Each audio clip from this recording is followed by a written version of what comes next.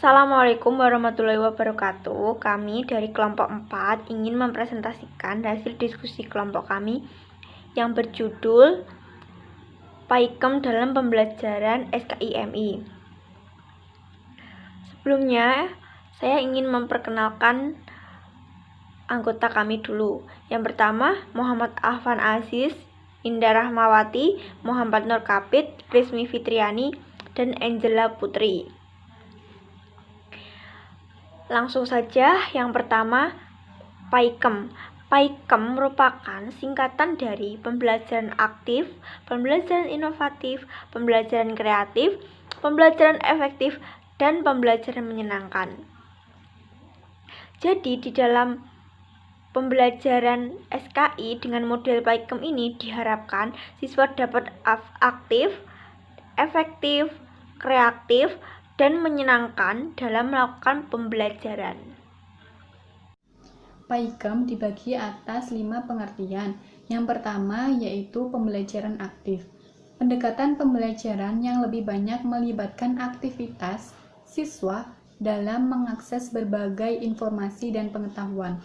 Yang kedua yaitu pembelajaran inovatif, yaitu pembelajaran yang mendorong aktivitas belajar dalam kegiatan pembelajaran hal-hal yang baru. Yang ketiga yaitu pembelajaran kreatif, proses pembelajaran yang mengharuskan guru untuk dapat memotivasi dan memunculkan kreativitas siswa.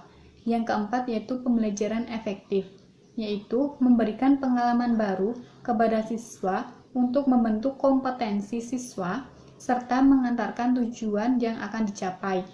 Yang kelima yaitu pembelajaran menyenangkan, yaitu proses pembelajaran yang di dalamnya terdapat suatu kohesi antara guru dengan siswa.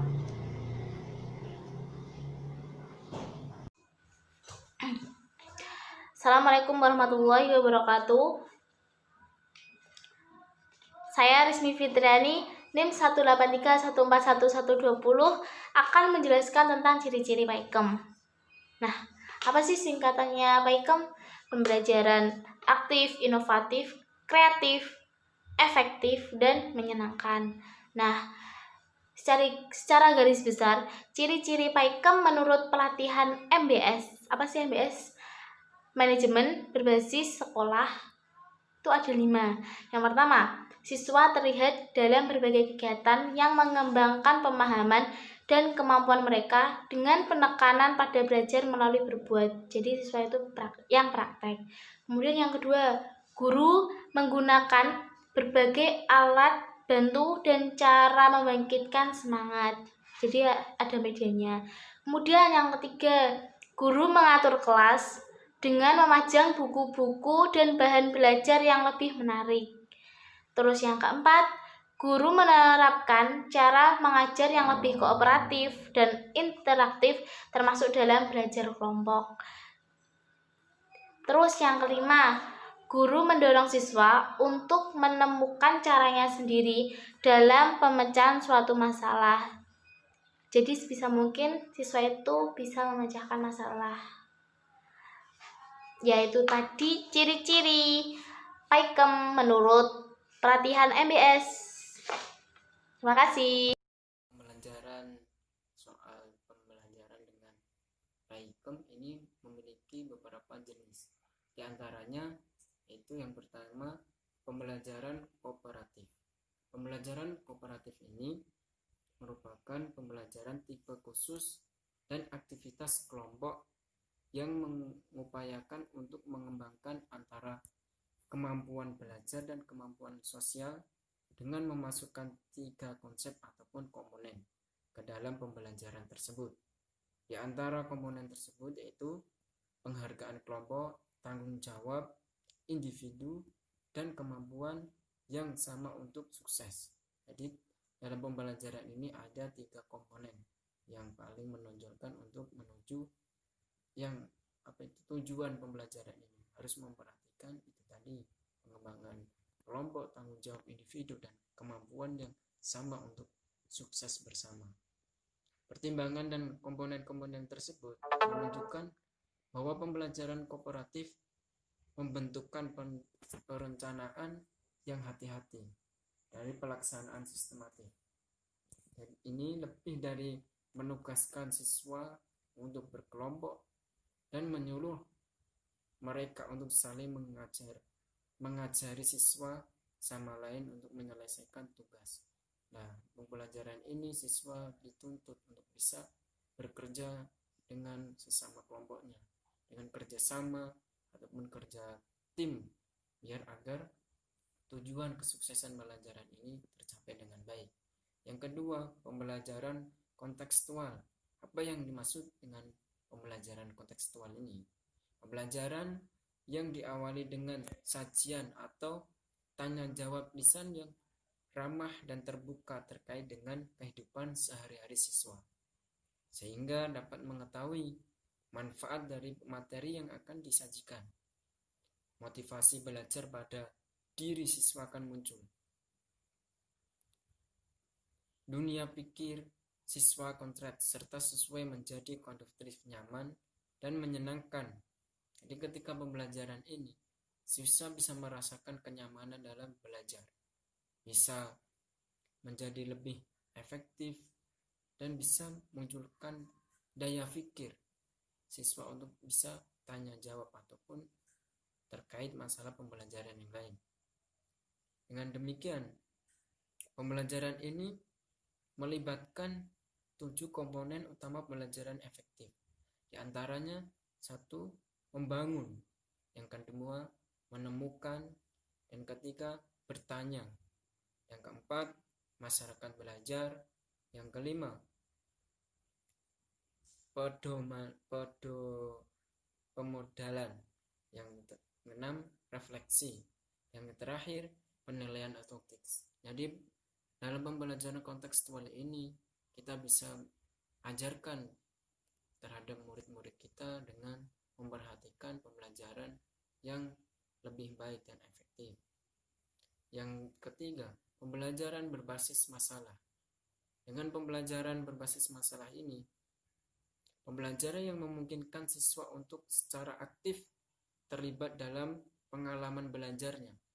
Dari dapat melatih keterampilan berpikir siswa, pengalaman belajar, dan dapat melatih keterampilan siswa untuk memecahkan masalah. Model problem based learning mempunyai inti umum.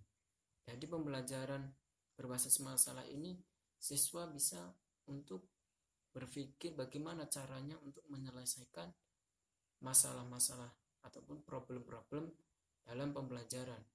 Misalnya ketika guru memberikan tugas dengan penelitian, misal seperti contoh lingkungan sekitar kita. Nah, guru membagi kelompok kepada siswanya untuk bisa menyelesaikan masalah-masalah di lingkungan sekitar sekolah ataupun lingkungan masyarakat. Di situ siswa dituntut ataupun diajarin bagaimana caranya menyelesaikan masalah ataupun problem di lingkungan tersebut ataupun masalah-masalah yang lain. Yang selanjutnya pembelajaran berbasis proyek ataupun project. Pembelajaran yang menuntut pengajar ataupun peserta didik mengembangkan pertanyaan penuntunnya. Jadi pembelajaran ini masing-masing peserta didik memiliki gaya dalam pembelajaran. Jadi pembelajaran berbasis proyek ini kita juga bisa harus mengetahui bagaimana kondisi siswa, bagaimana seorang guru itu bisa menguasai materi ataupun pembelajaran yang lain, tidak hanya dalam satu fokus model pembelajaran. Kita juga harus bisa mengetahui lingkung ataupun dalam kondisi di kelas ataupun di sekolahnya untuk bisa membelajarkan terhadap siswanya itu biar mudah untuk dimengerti ataupun ditangkap oleh peserta didik. Yang terakhir, pembelajaran kuantum. Pembelajaran kuantum ini model pembelajaran dengan 6 kerangkan atau pembelajaran tandur serta memperhatikan lingkungan belajar siswa dan dibutuhkan peran serta guru sebagai quantum teacher untuk mendayungkan kemampuannya mengorkestrasi dalam kegiatan belajar mengajar. Jadi dalam belajar ini guru bisa untuk membimbing peserta didiknya agar dalam pembelajaran ini berjalan dengan baik ataupun dengan tertata ataupun teratur. Dalam pembelajaran ini ada beberapa prinsip-prinsip yang harus diperhatikan. Di antaranya sebagai berikut. 1. Segala berbicara.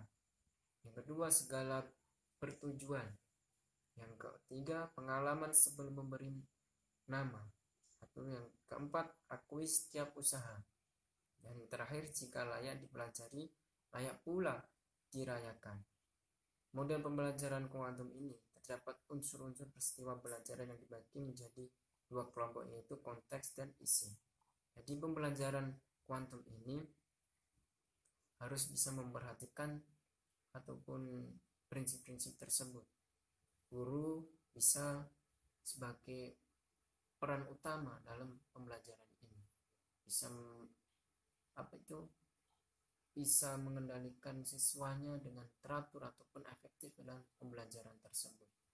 Jadi peran guru itu paling utama dalam pembelajaran kuantum. Karena apa?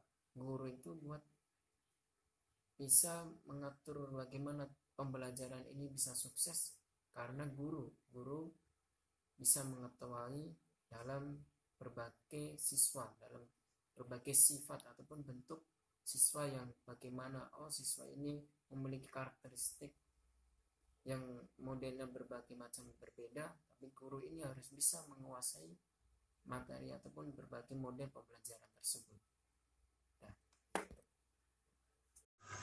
Ya, saya di sini akan membacakan atau menjelaskan tentang mengimplementasikan PAIKM dalam pembelajaran MI.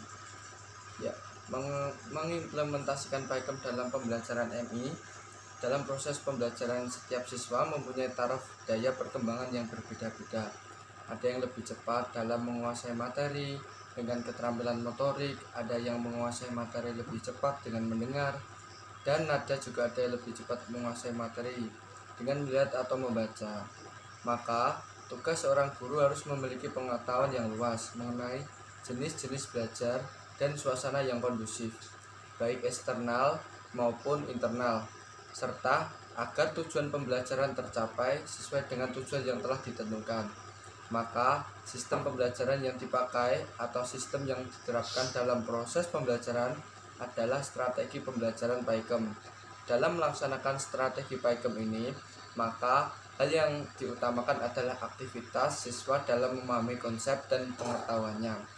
Tugas seorang guru hanya sebagai fasilitator atau pelengkap. Ya, itu tadi penjelasan saya tentang mengimplementasikan PAIKM dalam pembelajaran SKI MI.